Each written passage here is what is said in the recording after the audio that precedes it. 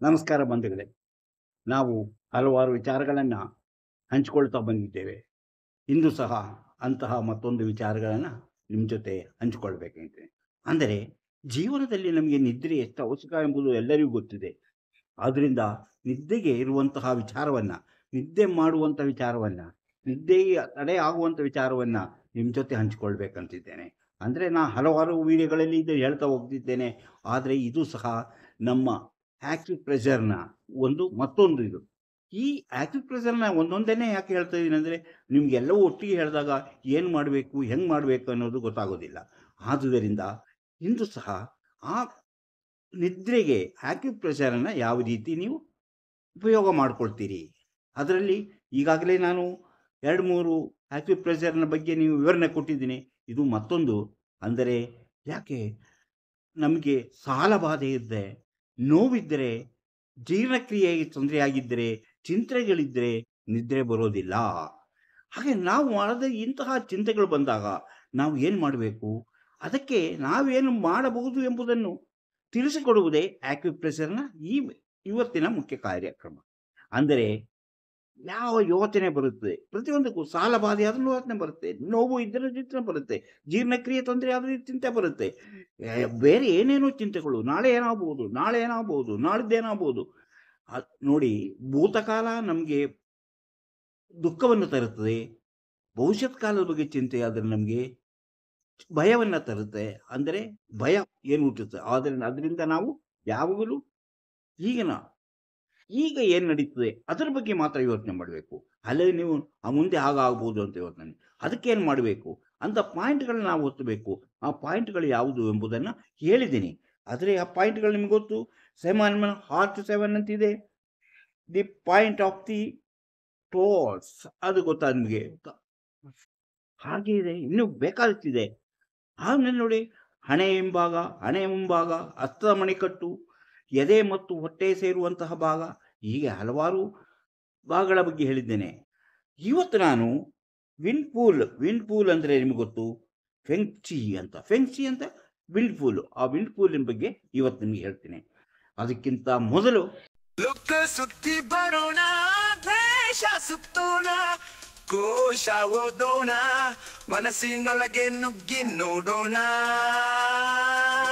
ಅದುವೇ ದಾರಿ ಮಾನಿಯ ಟೈಮ್ಸ್. ಸ್ವಾಗತ ನಿಮಗೆಲ್ಲರಿಗೂ ಸ್ವಾಗತ.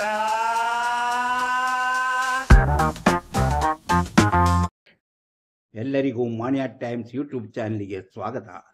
ಇಂದು ನಾವು ನಿದ್ರೆಗೆ ತೊಂದರೆಯಾಗುವಂತಹ ಚಿಂತೆಗಳನ್ನು ಯಾವ ರೀತಿ ಓಡಿಸಬೇಕು, ಅಂದರೆ ಮನಸ್ಸಿನ ಚಿಂತೆಗಳು, ನೋವನ್ನು ಯಾವ ರೀತಿ ಮರೆಯುವುದು, ಹಾಗೂ ಜೀರ್ಣಕ್ರಿಯೆಗೆ ಹೇಗೆ ತೊಂದರೆ ಉಂಟಾದರೆ ಏನು ಮಾಡುವುದು, ಇದರಿಂದ ಆಗುವ ನಿದ್ರೆಯನ್ನು ಹೇಗೆ ತಡೆಯುವುದು ಎಂಬುದನ್ನು ತಿಳ್ಕೊಳ್ಳಿ. ಮೊದಲಾಗಿ ಇದು ಮುಖ್ಯವಾಗಿ ನಿಮ್ಮ ಚಿಂತೆಗಳನ್ನು ತಡೆಯುವುದು. ಚಿಂತೆಗಳನ್ನು ತಡೆದು ನಿದ್ರೆ ಬರುವಂತಹ ವಿಚಾರವನ್ನ ಇವತ್ತು ನಿಮ್ಮ ಜೊತೆ ಹಂಚಿಕೊಳ್ಬೇಕಾಗ್ತದೆ.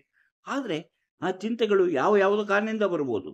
ನಿಮಗೆ ರೋಗಬಾಧೆಯಿಂದ ಬರ್ಬೋದು, ನೋವಿನಿಂದ ಬರ್ಬೋದು, ಜೀರ್ಣಕ್ರಿಯೆಯಿಂದ ಬರ್ಬೋದು, ಚಿಂತೆಗಳಿಂದ ಬರ್ಬೋದು. ಹೀಗೆ ಹಲವು ಚಿಂತೆಗಳಿರುತ್ತೆ. ಆ ಚಿಂತೆಗಳನ್ನು ತಡೆಯಲು ನಾವು ಏನು ಮಾಡ್ಬೋದು, ಚಿಂತೆ ಬರದಿದ್ದಂಗೆ ಏನು ಮಾಡಬೇಕು, ಅದಕ್ಕಾಗಿ ಈ ಆಕ್ಯುಪ್ರೆಷರ್‌ನಲ್ಲಿ ಯಾವುದಿದೆ, ಈಗ ನಾವು ಅದರ ಬಗ್ಗೆ ತಿಳ್ಕೊಳ್ಳೋಣ. ಅದನ್ನು ನಾವು ವಿಂಡರ್ ಪೂಲ್ ಅಂತೀವಿ, ಅಂದರೆ ಫೆಂಗ್ಚಿ ಅಂತ ಹೇಳ್ತೀವಿ. ಅದೇ ನಮ್ಮ ಕುತ್ತಿಗೆಯ ಹಿಂಭಾಗ, ಅಂದರೆ ಈ ಕುತ್ತಿಗೆ ಮತ್ತು ಈ ಚರ್ಮ, ಈ ಚಿಪ್ಪು ಸೇರುವಂತಹ ಒಂದು ಜಾಗ. ಆ ಜಾಗವನ್ನ ನಾವು ವಿಂಡ್ ಪೂಲ್ ಅಂತೀವಿ. ಆ ವಿಂಡ್ ಪೂಲ್ನಲ್ಲಿ ಏನು ಮಾಡಬೇಕು, ಏನು ಮಾಡಿದ್ರೆ ನಿಮಗೆ ನಿಮಗೆ ನಿದ್ದೆ ಬಾರದಿದ್ದಂತಹ ಈ ಸಮಸ್ಯೆಯನ್ನು ಪರಿಹರಿಸಿಕೊಳ್ಳಬಹುದು. ಅದಕ್ಕಿಂತ ಮೊದಲು ನೀವಿನ್ನೂ ಮಾಣಿಯ ಟೈಮ್ಸ್ ಯೂಟ್ಯೂಬ್ ಚಾನಲನ್ನು ಸಬ್ಸ್ಕ್ರೈಬ್ ಮಾಡಿಲ್ಲವಾದರೆ ಈಗಲೇ ಕೆಳಗೆ ಕಾಣುವ ಸಬ್ಸ್ಕ್ರೈಬ್ ಎಂದು ಬರೆದಿರುವಲ್ಲಿ ಒಮ್ಮೆ ಕ್ಲಿಕ್ ಮಾಡಿ ಸಾಕು, ನೀವು ಸಬ್ಸ್ಕ್ರೈಬ್ ಆಗ್ತೀರಿ. ಅದೇ ರೀತಿ ಪಕ್ಕದಲ್ಲಿ ಕಾಣುವ ಗಂಟೆಯ ಚಿಹ್ನೆಯನ್ನು ಒಮ್ಮೆ ಒತ್ತಿದರೆ ಮಾಣಿಯ ಟೈಮ್ಸ್ ಯೂಟ್ಯೂಬ್ ಚಾನಲಲ್ಲಿ ಬರುವ ಪ್ರತಿಯೊಂದು ವಿಡಿಯೋ ನೋಟಿಫಿಕೇಶನ್ ಮೂಲಕ ನಿಮ್ಮ ಮೊಬೈಲ್ಗೆ ಬರುವುದರಿಂದ ನೀವು ಎಲ್ಲ ವಿಡಿಯೋಗಳನ್ನು ಹೆಚ್ಚು ವಿಷಯಗಳನ್ನು ತಿಳಿದುಕೊಂಡು ನೀವು ಜೀವನದಲ್ಲಿ ಮುಂದುವರಿಯಲು ಸಾಧ್ಯ, ಯಶಸ್ಸನ್ನು ಗಳಿಸಲು ಸಾಧ್ಯ. ಅದಕ್ಕಾಗಿ ನೀವು ಈಗಲೇ ಮಾಣಿಯ ಟೈಮ್ಸ್ ಯೂಟ್ಯೂಬ್ ಚಾನಲನ್ನು ಸಬ್ಸ್ಕ್ರೈಬ್ ಮಾಡಿ. ಅದೇ ರೀತಿ ಎಲ್ಲ ವಿಡಿಯೋಗಳನ್ನು ಆರಂಭದಿಂದ ಕೊನೆಯವರೆಗೂ ನೋಡಿ, ಲೈಕ್ ಮಾಡಿ, ಶೇರ್ ಮಾಡಲು ಮರೆಯಬೇಡಿ. ಹಾಗೆ ನಿಮ್ಮೆಲ್ಲರ ಸಪೋರ್ಟ್ ಇದೇ ರೀತಿ ಇರಲಿ. ನಾನು ಇಲ್ಲಿ ಹೇಳುವಂಥ ವಿಚಾರಗಳು ಯಾರಿಗೆ ಬೇಕಾಗಿದೆಯೋ, ಅನ್ವಯಿಸುತ್ತೆಯೋ ಅವರಿಗಾಗಿ ಮಾತ್ರ. ಯಾರಿಗೆ ನಿದ್ದೆ ಬರ್ತಾ ಇಲ್ವೋ ಅವರು ಮಾತ್ರ ನಿದ್ದೆ ಮಾಡೋಕ್ಕೆ ಇದನ್ನು ಬಳಸ್ಬೋದು. ನಿಮಗೆ ನಿದ್ದೆ ಬರ್ತಾ ಇದ್ದರೆ ಯಾವ ಕೆಲಸನೂ ಬೇಡ, ನೀವು ಆಯಾಗಿ ನಿದ್ದೆ ಮಾಡ್ಬೋದು. ಆದರೆ ಯಾರಿಗೆ ನಿದ್ದೆ ಬರ್ತಾ ಇಲ್ಲ, ಯಾವ ರೀತಿ ಚಿಂತೆ ಕಾಡ್ತಾ ಇದೆ ಅಂಥವ್ರು ಇಂಥ ವಿಷಯಗಳನ್ನು ನೋಡಿ ತಿಳಿದುಕೊಂಡ್ರೆ ಸಾಕು. ಅಲ್ಲದೆ ನನಗೆ ನಿದ್ದೆ ಬರುತ್ತೆ, ಹಾಗೆ ಮಾಡಿದ್ರ, ಹೀಗೆ ಮಾಡಿದ್ರ, ಹಾಗೇನು ಹೀಗೇನು ಅಂತ ನೀವು ಕೇಳಬೇಕಾಗಿಲ್ಲ. ಯಾಕಂದರೆ ನೀವು ನಿದ್ದೆ ಬರೋದು ನಿದ್ದೆ ಬರೋದು ಚಿಂತೆ ಇಲ್ಲದವನಿಗೆ ಸಂತೆಯಲ್ಲೂ ನಿದ್ದೆ ಬರುತ್ತೆ ಅಂತ ಗಾದೆ ಮಾತೇ ಇದೆ. ಅದೇ ಥರ ನಿದ್ದೆ ಬರೋವನಿಗೆ ಯಾಕೆ ಬೇರೆ ವಿಚಾರಗಳ ಬಗ್ಗೆ ಚರ್ಚೆ ಮಾಡಬೇಕು? ಈಗ ನೋಡಿ, ಅದೇ ನಾನು ಈಗ ವಿಷಯ ಹೇಳ್ತಾ ಬಂದೆ. ಅಂದರೆ ಈಗ ವಿಂಡ್ ಪೂಲ್ ಅಂದರೆ ನಿಮಗೆ ತಲೆಯ ಹಿಂಭಾಗದಲ್ಲಿ, ಅಂದರೆ ಕುತ್ತಿಗೆಯ ಮೇಲ್ಗಡೆ ತಲೆಯ ಹಿಂಭಾಗದಲ್ಲಿ ಇರುವಂಥ ಭಾಗ, ಅದನ್ನು ನಾವು ವಿಂಡ್ ಪೂಲ್ ಪಾಯಿಂಟ್ ಅಂತೀವಿ. ಆ ವಿಂಡ್ ಪೂಲ್ ಪಾಯಿಂಟನ್ನು ನಾನು ಮೊದಲೇ ಹೇಳ್ದಂಗೆ, ಅದು ಮೊದಲೇ ನೀವು ಅದಕ್ಕೆ ಮಸಾಜ್ ಮಾಡಬೇಕು, ಆಮೇಲೆ ನಿಧಾನಕ್ಕೆ ಒತ್ತಬೇಕು.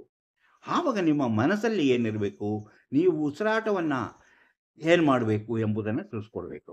ಅಂದರೆ ನೀವು ಮೊದಲೇ ಹೇಳಿದಾಗೆ ನೀವು ಕಂಫರ್ಟಾಗಿ ಕೂತ್ಕೊಂಡಿರಬೇಕು. ಕಂಫರ್ಟಾಗಿ ನೇರವಾಗಿ ಕುಳಿತುಕೊಂಡು ನೀವು ಉಸಿರನ್ನು ದೀರ್ಘವಾಗಿ ಎಳೆದುಕೊಂಡು ಸ್ವಲ್ಪ ಹೊತ್ತು ಮನಸ್ಸಿನೊಳಗೆ ದೇಹದೊಳಗೆ ಇಟ್ಟುಕೊಂಡು, ಒಳಗೆ ಇಟ್ಟುಕೊಂಡು, ಆಮೇಲೆ ನಿಧಾನವಾಗಿ ಉಸಿರನ್ನು ಹೊರಗೆ ಬಿಡಬೇಕು. ಹೀಗೆ ಬಿಡ್ತಾ ಬಿಡ್ತಾ ನಿಮ್ಮ ಮನಸ್ಸಲ್ಲಿ ನೀವು ನಿಮ್ಮ ಚಿಂತೆಗಳೆಲ್ಲವೂ ನಾನು ಮರೆತಿದ್ದೇನೆ, ನನ್ನ ಚಿಂತೆಗಳೆಲ್ಲವನ್ನೂ ನಾನು ಮರೆತಿದ್ದೇನೆ, ಈಗ ನನ್ನ ಮನಸ್ಸು ಹಾಯಾಗಿದೆ, ಚಿಂತೆಗಳನ್ನೆಲ್ಲ ಮರೆತಿದ್ದೇನೆ ಎಂಬ ಒಂದೇ ಯೋಚನೆಯಲ್ಲಿರಬೇಕು. ಹಾಗೆಯೇ ನೀವು ಸ್ವಲ್ಪ ಮಸಾಜ್ ಮಾಡಬೇಕು. ಯಾವ ಬೆರಳಿಂದ? ಈ 2 ಬೆರಳುಗಳಿಂದ ಮಸಾಜ್ ಮಾಡಬೇಕು. ಎಲ್ಲಿ? ತಲೆಯ ಹಿಂಭಾಗದ ಕುತ್ತಿಗೆ ಮೇಲ್ಗಡೆ, ಅಂದರೆ ಚಿಪ್ಪು ಮತ್ತು ಚರ್ಮ ಸೇರಿರುವಂಥ ಜಾಗ, ಅಂದರೆ ಕೆಳಗಿನ ಚರ್ಮ ಮತ್ತು ಚಿಪ್ಪು ಸೇರಿರುವಂಥ ಜಾಗದಲ್ಲಿ ಈ ರೀತಿ 2 ಬೆರಳಿಂದ ನೀವು ಮಸಾಜ್ ಮಾಡಬೇಕು. ಆಗಲೂ ನೀವು ಉಸಿರಾಡ್ತಾ ಇರಬೇಕು, ಕಂಫರ್ಟಾಗಿ ಕೂತ್ಕೊಂಡಿರಬೇಕು, ಯಾವುದೇ ತೊಂದರೆ ಇಲ್ಲದಿದ್ದಂಗೆ. ಯಾವುದೇ ನಿಮ್ಮ ಮನಸ್ಸು ಮಾತ್ರ ಚಿಂತೆಗಳಿಂದ ದೂರ ಆಗಿದೆ, ನನಗೆ ಯಾವ ಚಿಂತೆಯೂ ಬೇಡ, ಈಗ ನನ್ನ ಮನಸ್ಸಿನಲ್ಲಿರುವುದು ನಿದ್ರೆ ಮಾಡಬೇಕು, ಈಗ ನಾನು ನಿದ್ರೆ ಮಾಡುವ ಟೈಮು, ಈಗ ನಿದ್ರೆ ಮಾಡಬೇಕು ಎಂಬ ಅದನ್ನು ಯೋಚನೆ ಮಾಡಬೇಕು. ಇದರಿಂದಾಗಿ ನಿಮಗೆ ಇರುವಂಥ ಮನಸ್ಸಿನಲ್ಲಿರುವ ಚಿಂತೆಗಳು ನಿಧಾನವಾಗಿ ದೂರವಾಗುತ್ತೆ. ನಿಮ್ಮ ಒಂದೇ ಕನಸಿರುತ್ತೆ, ಒಂದೇ ಗುರಿ ಇರುತ್ತೆ. ಆ ಗುರಿಯನ್ನು ನೀವು ತಲುಪೋದು. ಆ ಗುರಿ ಅಂದರೆ ಯಾವುದು? ನಿದ್ರೆ ಮಾಡೋದು, ಸುಖವಾಗಿ ನಿದ್ರೆ ಮಾಡೋದು. ಅದು ಮಾತ್ರ ನಿಮ್ಮ ಮನಸ್ಸಲ್ಲಿರಬೇಕು. ನಿಮ್ಮ ಮನಸ್ಸಲ್ಲಿ ಅದೊಂದನ್ನೇ ಮಾತ್ರ ಚಿಂತೆ ಮಾಡಬೇಕು. ಕನಸಿನಲ್ಲಿ ನೀವು ಹಾಗೆ ನಿದ್ರೆ ಮಾಡುತ್ತೆ, ಒಳ್ಳೆ ಕನಸು ಬೀಳುತ್ತದೆ. ಆಕಾಶದಲ್ಲಿ ನಾನು ತೇಲಾಡ್ದಾಗ ಆಗುತ್ತೆ, ಆಕಾಶದಲ್ಲಿ ನಕ್ಷತ್ರ ಕಾಣಿಸ್ತಾ ಇದೆ, ಕಪ್ಪು ಕತ್ತಲೆ ಆದರೂ ಆಕಾಶ ಚೆನ್ನಾಗಿ ಕಾಣಿಸ್ತಾ ಇದೆ, ನನಗೆ ಕನಸು ಕಾಣುತ್ತೆ, ನಾನು ನಿದ್ದೆ ಮಾಡ್ತಾ ಇದ್ದೀನಿ ಎಂಬ ಒಂದೇ ಒಂದು ಇದರಿಂದ ನೀವು ಮಾಡಬೇಕು. ಆ ಚಿಂತೆಯಿಂದಲೇ ನೀವು ಮಾಡಬೇಕು. ಆ ಯೋಚನೆ ಬಿಟ್ಟು ಬೇರೆ ಯಾವ ಯೋಚನೆ ಮಾಡಬೇಕು? ನಿದ್ದೆ ಒಂದನ್ನು ಬಿಟ್ಟು ಬೇರೆ ಯೋಚನೆ ಮಾಡಿ, ನಾನು ನೋವು ಎಲ್ಲ ಚಿಂತೆಗಳನ್ನು ಬದಿಗಿಟ್ಟಿದ್ದೀನಿ, ಎಲ್ಲ ಚಿಂತೆಗಳು ನನ್ನಿಂದ ದೂರವಾಯಿತು, ನಾನು ನಿದ್ದೆ ಮಾಡಬೇಕು. ಅದೇ ಥರ ನೀವು ಇಲ್ಲಿ ಮಸಾಜ್ ಮಾಡ್ತಾ ನೀವು ಆ ಕೈಗಳನ್ನು ಆಮೇಲೆ ನಿಧಾನವಾಗಿ ಒತ್ತಬೇಕು. ಹೀಗೆ ಒತ್ತುವುದರಿಂದ ನಿಮ್ಮ ಮನಸ್ಸಿನಲ್ಲಿರುವಂಥ ನೋವು, ರೋಗಬಾಧೆ ಚಿಂತೆ, ಹಾಗೆ ಜೀರ್ಣಕ್ರಿಯೆ ಚಿಂತೆಗೂ, ನಿದ್ದೆ ಬಾರದಂತೆ ತಡೆಯುವಂಥ ಎಲ್ಲ ಚಿಂತೆಗಳು ನಿಮ್ಮಿಂದ ದೂರವಾಗುತ್ತದೆ. ಅದು ನಿದ್ರೆಗೆ ಸಹಕಾರಿಯಾಗುತ್ತದೆ. ಅದಕ್ಕೆ ನೀವು ಪಾಲಿಸಬೇಕಾದಂತಹ, ನೀವು ಅನುಸರಿಸಬೇಕಾದದ್ದು, ನೀವು ಮಲಗುವುದಕ್ಕಿಂತ ಕೊಂಚ ಮೊದಲು ಕಂಫರ್ಟಾಗಿ ಕೂತ್ಕೊಂಡು ನೀವು ನೇರವಾಗಿರುವುದು ಉಸಿರನ್ನು ಎಳೆದುಕೋಬೇಕು. ಉಸಿರನ್ನು ಜೋರಾಗಿ ಎಳೆದುಕೊಂಡು ಸ್ವಲ್ಪ ಹೊತ್ತು ಒಳಗೆ ಇಟ್ಟುಕೊಂಡು ಆಮೇಲೆ ನಿಧಾನ ಬಿಡ್ತಾ ಬರಬೇಕು. ನಿಧಾನ ಬಿಡ್ತಾ ನೀವು ನಿಮ್ಮ ಕೈಯನ್ನು ಹಿಂದಕ್ಕೆ ತೆಗೆದುಕೊಂಡು ಹೋಗಿ ನಿಮ್ಮ ಕೈಯನ್ನು ಈ ವಂಡರ್ಫುಲ್ ವ್ಯಕ್ತಿ ಅಲ್ಲಿ ನೀವು ಮಸಾಜ್ ಮಾಡಿ ಆಮೇಲೆ ಒತ್ತಿ ಹೆಚ್ಚಂದರೆ ಒಂದು 3 ನಿಮಿಷಗಳ ಕಾಲ ಹಾಗೆ ಮಾಡಿ. ಆಗ ಮೇಲೆ ನೀವು ಕಂಫರ್ಟಾಗಿ ನಾನು ನಿದ್ರೆ ಮಾಡೋಕ್ಕೆ ಹೋಗ್ತಾ ಇದ್ದೀನಿ ಅದೇ ಚಿಂತೆಯಲ್ಲಿ ನೀವು ಹೋಗಿ ಮಲಗಬಹುದು. ಮಲಗಿದ ಮೇಲೆ ನಿಮಗೆ ಚೆನ್ನಾಗಿ ನಿದ್ರೆ ಬರುತ್ತೆ. ಮತ್ತೆ ನಿಮಗೇನು ಆದರೆ ನೀವು ಮಲಗಿಕೊಂಡೇ ನಿಮ್ಮ ಉಸಿರನ್ನು ಎಳೆದುಕೊಂಡು ನೀವು ಮತ್ತೆ ಹೀಗೆ ಇಲ್ಲಿ ಮಸಾಜ್ ಮಾಡಬೇಕು. 2 ಬೆರಳಿಂದ ಮಾತ್ರ ಮಸಾಜ್, ಕೈಯಿಂದಲ್ಲ. 2 ಪೂರ್ಣ ಕೈಯಿಂದಲ್ಲ, 2 ಬೆರಳುಗಳಿಂದ ಮಾತ್ರ ಮಸಾಜ್ ಮಾಡಿದಾಗ ನಿಮಗೆ ನಿದ್ರೆ ಸರಿಯಾಗಿ ಬರುತ್ತೆ. ಹಾಗೆ ನೀವು ನಿದ್ರೆ ಮಾಡ್ತಾ ನಿದ್ದೆ ನಿಮ್ಗೆ ಕಂಟಿನ್ಯೂಸ್ ಆಗಿ ಹೀಗೆ ನೀವು ಒಂದು 15 ದಿವಸವಾದರೂ ದಿನನಿತ್ಯವೂ ಮಾಡುತ್ತಾ ಬಂದರೆ ನಿಮಗೆ ನಿದ್ದೆ ಮಾಡೋಕ್ಕಿರುವಂತಹ ಎಲ್ಲ ಸಮಸ್ಯೆಗಳು ನಿವಾರಣೆಯಾಗಿ ನೀವು ಸುಖವಾಗಿ ನಿದ್ದೆ ಮಾಡ್ಬೋದು. ಅದೇ ವಿಂಡ್ ಪೂಲ್ ಅಂದರೆ ಈ ಪಾಯಿಂಟನ್ನು ನೀವು ಸೂಕ್ಷ್ಮ ನೋಡಿ. ಅಂದರೆ ನಿಮಗೆ ಹೆಚ್ಚಿನ ಚಿಂತೆ ಕಾಡ್ತಾ ಇದ್ದರೆ, ನೋವಿನಿಂದ ಚಿಂತೆ ಕಾಡಬಹುದು, ಸಾಲಬಾಧೆಯಿಂದ ಕಾಡಬಹುದು, ಅಥವಾ ನಿಮ್ಮ ರೋಗದಿಂದ ನಿಮಗೆ ಚಿಂತೆ ಕಾಡ್ಬೋದು. ಇಂತಹ ಚಿಂತೆಗಳನ್ನು ದೂರ ಮಾಡಲು ಈ ಪ್ರಯೋಗ ಉತ್ತಮವಾದ್ದು. ಅದೇ ರೀತಿ ನಿಮಗೆ ಬೇರೆ ಯಾವುದಾದ್ರು ರೋಗ ಇದ್ದರೆ ತಜ್ಞ ವೈದ್ಯರನ್ನು ಕಂಡು ಅದಕ್ಕೆ ಬೇಕಾದ ಚಿಕಿತ್ಸೆಯನ್ನು ಪಡೆಯುವುದು ಮುಖ್ಯವಾಗಿರುತ್ತದೆ. ಅಲ್ಲದಿದ್ದರೆ ನೀವು ಆ ರೋಗ ಗುಣವಾಗೋದೇ ಇಲ್ಲ. ಹಾಗೆ ಇದ್ದಾಗ ಬಹಳ ತೊಂದರೆ ಆಗುತ್ತೆ. ಆದರೆ ನಿದ್ದೆ ಬೇಕಾದವರು ಮೊದಲು ನೀವು ನಿಮ್ಮ ದೈಹಿಕವಾದ ಆರೋಗ್ಯದ ಬಗ್ಗೆ ಎಚ್ಚರವಾಗಿರಬೇಕು. ದೈಹಿಕವಾದ ಆರೋಗ್ಯ ಯಾವ ರೀತಿ ಇದೆ ಎಂಬುದನ್ನು ನೀವು ವರ್ಷಕ್ಕೊಮ್ಮೆಯಾದರೂ ವೈದ್ಯರಿಂದ ತಪಾಸಣೆ ಮಾಡಿಸಿಕೊಳ್ಳಲ್ಪಡುವುದು ಅತಿ ಅವಶ್ಯಕ. ತಜ್ಞ ವೈದ್ಯರಿಂದ ಮಾತ್ರ ನೀವು ರೋಗ ತಪಾಸಣೆಯನ್ನು ಮಾಡಿಸಿಕೊಳ್ಳುವುದು ಮುಖ್ಯವಾಗಿರುತ್ತೆ. ಹೀಗೆ ನೀವು ಮಾಡ್ತಾ ಬಂದಾಗ ನಿಮ್ಮ ಜೀವನದಲ್ಲಿ ನಿದ್ದೆಯೇ ಇರುವಂಥ ಸಮಸ್ಯೆಗಳು ದೂರವಾಗಿ ನೀವು ಸುಖವಾಗಿ ನಿದ್ದೆ ಮಾಡ್ಬೋದು. ಅಂದರೆ ಸುಲಭವಾಗಿ ನಿದ್ರೆಗಿರುವ ಸಮಸ್ಯೆಯನ್ನು ಪರಿಹರಿಸಿಕೊಳ್ಳಲು ಇಂತಹ ಒಂದು ವಿಧಾನ ಅತ್ಯುತ್ತಮ. ಅಂದರೆ ಪಾಯಿಂಟ್ಗಳನ್ನು ನೀವು ಒಂದೊಂದು ಪಾಯಿಂಟ್ಗಳನ್ನು, ಇದು ಈ ಆಕ್ಯುಪ್ರೆಷರ್ನಲ್ಲಿ ಪಾಯಿಂಟ್ಗಳನ್ನು ಯಾವ ರೀತಿ ಒತ್ತಬೇಕು, ಯಾವ ರೀತಿ ಅದನ್ನು ಒತ್ತೋದು ಅಂದರೆ ಈ ಬೆರಳು ಅಥವಾ ಈ ಬೆರಳಿಂದ ನೀವು ಒತ್ತಬೇಕು. ಅದೇ ರೀತಿ ಈ ಬೆರಳುಗಳಿಂದನೇ ಮಸಾಜ್ ಮಾಡಬೇಕು. ಹಾಗೆ ನೀವು ಮಸಾಜ್ ಮಾಡ್ತಾ ಬಂದಾಗ ನಿದ್ರೆಗೆ ಇರುವಂತಹ ಅಡೆತಡೆಗಳು ನಿವಾರಣೆ ಆಗುತ್ತದೆ. ಹಾಗೆಯೇ ನೀವು ಇನ್ನು ಮುಂದಿನ ಎಲ್ಲ ಪಾಯಿಂಟ್ಗಳನ್ನು ಸಹ ನೀವು ತಿಳಿದುಕೊಂಡು ಅದರಂತೆ ನೀವು ಕೆಲಸ ಮಾಡಿದರೆ ನಿಮ್ಮ ಜೀವನದಲ್ಲಿ ನೀವು ಸುಖವಾಗಿ ನಿದ್ರೆ ಮಾಡುವಂತಹ ಒಂದು ವಾತಾವರಣ ನಿಮ್ಮ ದೇಹದಲ್ಲೇ ಆಗುತ್ತೆ. ಇದಕ್ಕೂ ಇನ್ನು ಹಲವಾರು ವಿಚಾರಗಳಿವೆ. ಅಂಥ ವಿಚಾರಗಳನ್ನೆಲ್ಲ ಮುಂದಿನ ವಿಡಿಯೋಗಳಲ್ಲಿ ಹೇಳ್ತಾ ಹೋಗುತ್ತೇನೆ. ಈ ವಿಡಿಯೋ ನಿಮಗೆ ಇಷ್ಟವಾದರೆ ಈಗಲೇ ಲೈಕ್ ಮಾಡಿ, ಶೇರ್ ಮಾಡಿ, ಪ್ರೋತ್ಸಾಹ ಕೊಡಿ. ಅದೇ ರೀತಿಯೇ ಪ್ರತಿಯೊಂದು ವಿಡಿಯೋವನ್ನು ಆರಂಭದಿಂದ ಕೊನೆವರೆಗೂ ನೋಡಿ, ಲೈಕ್ ಮಾಡಿ, ಶೇರ್ ಮಾಡಿ, ಪ್ರೋತ್ಸಾಹ ಕೊಡಿ. ಈ ಆಕ್ಯುಪ್ರೆಷರ್ ಎಂಬುದು ಪಾಯಿಂಟ್ಗಳನ್ನು ಸರಿಯಾದ ರೀತಿಯಲ್ಲಿ ಒತ್ತುವುದರಿಂದ ಅದರ ಉಪಯೋಗವನ್ನು, ಅದರ ಪರಿಪೂರ್ಣ ಉಪಯೋಗವನ್ನು ಪಡೆಯುವುದು. ಆದರೆ ಹಾಗೆ ಒತ್ತಬೇಕಾದರೆ ಅದು ಒತ್ತುವ ರೀತಿ, ಅದರ ಪಾಯಿಂಟ್ಗಳು ಇರುವ ಜಾಗ ಎಲ್ಲವೂ ಕರೆಕ್ಟಾಗಿ ನಿಶ್ಚಿತವಾಗಿರಬೇಕು.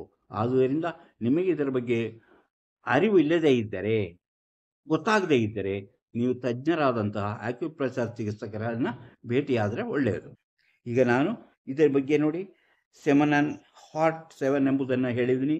ಅದೇ ಥರ ದಿ ಪಾಯಿಂಟ್ ಆಫ್ ದಿ ಟೋರ್ಚ್ಮೆಂಟ್ ಅಂತ ಹೇಳಿದ್ದೀನಿ. ಹಾಗೆಯೇ ಎಟ್ನಾಗ್ ಅಂತ ಹೇಳಿದ್ದೀನಿ, ಅಂದರೆ ಥರ್ಡ್ ಐ ಪಾಯಿಂಟ್ ಅಂತ. ಹಾಗೆ ಇನ್ನರ್ ಫ್ರಂಟೈಲ್ ಗೇಟ್ ಅಂತ ಹೇಳಿದ್ದೀನಿ. ಈಗ ವಿಂಡರ್ ಪೂಲನ್ನು ಹೇಳಿದ್ದೀನಿ. ಹೀಗೆ ಹಲವಾರು ಪಾಯಿಂಟ್ಗಳು, ಇನ್ನು ಇದೆಲ್ಲ ಬೇಕಾದಷ್ಟು ಪಾಯಿಂಟ್ಗಳಿದೆ. ನಮ್ಮ ದೇಹದಲ್ಲಿ ಹಲವಾರು ಪಾಯಿಂಟ್ಗಳಿವೆ. ಅದು ಬೇರೆ ಬೇರೆ ರೋಗಗಳಿಗೆ ಬೇರೆ ಬೇರೆ ಪಾಯಿಂಟ್ಗಳಿವೆ. ಅಂತಹ ಎಲ್ಲ ಪಾಯಿಂಟ್ಗಳನ್ನು ನಾವು ತಿಳಿದುಕೊಂಡು ಚಿಕಿತ್ಸೆ ಮಾಡಬಹುದು. ಇಂತಹ ಹಲವಾರು ವಿಚಾರಗಳಿವೆ. ಅಂತಹ ವಿಚಾರಗಳನ್ನು ಮುಂದಿನ ವಿಡಿಯೋಗಳಲ್ಲಿ ಹೇಳ್ತಾ ಹೋಗ್ತೇನೆ. ಈ ವಿಡಿಯೋ ನಿಮಗೆ ಇಷ್ಟವಾದರೆ ಈಗಲೇ ಲೈಕ್ ಮಾಡಿ, ಶೇರ್ ಮಾಡಿ, ಪ್ರೋತ್ಸಾಹ ಕೊಡಿ. ಹಾಗೆಯೇ ಇಂತಹ ಒಂದು ವಿಡಿಯೋ ನೀವು ನೋಡಲು ಇಷ್ಟಪಡುವುದಾದರೆ ಕಾಮೆಂಟ್ ಮಾಡಿ. ಹಾಗೆ ನಿಮಗೆ ಇದು ಉಪಯೋಗಕ್ಕೆ ಬರುತ್ತದೆ, ಉಪಯೋಗಕ್ಕೆ ಬಂದರೆ ಅದನ್ನು ತಿಳಿಸಿ. ಆದರೆ ನಿಮಗೆ ನಿದ್ರೆ ಇಲ್ಲದೇ ಇರುವವರು ಮಾತ್ರ ಇದನ್ನು ನನಗೆ ಉತ್ತರ ಕೊಟ್ಟರೆ ಸಾಕು. ನಿದ್ರೆ ನಿದ್ರೆ ಮಾಡಲು ಸಾಧ್ಯವಾಗುವಂಥ ವ್ಯಕ್ತಿಗಳು ಇದರ ಬಗ್ಗೆ ಏನು ಅಭಿಪ್ರಾಯ ತಿಳಿಸಬೇಕಾಗಿಲ್ಲ. ಇಂತಹ ಮತ್ತೊಂದು ವಿಡಿಯೋದೊಂದಿಗೆ ಮತ್ತೆ ಬರುತ್ತೇನೆ. ಇಷ್ಟು ಹೊತ್ತು ಇದನ್ನು ನೋಡಿದ ನಿಮಗೆಲ್ಲರಿಗೂ ಧನ್ಯವಾದ.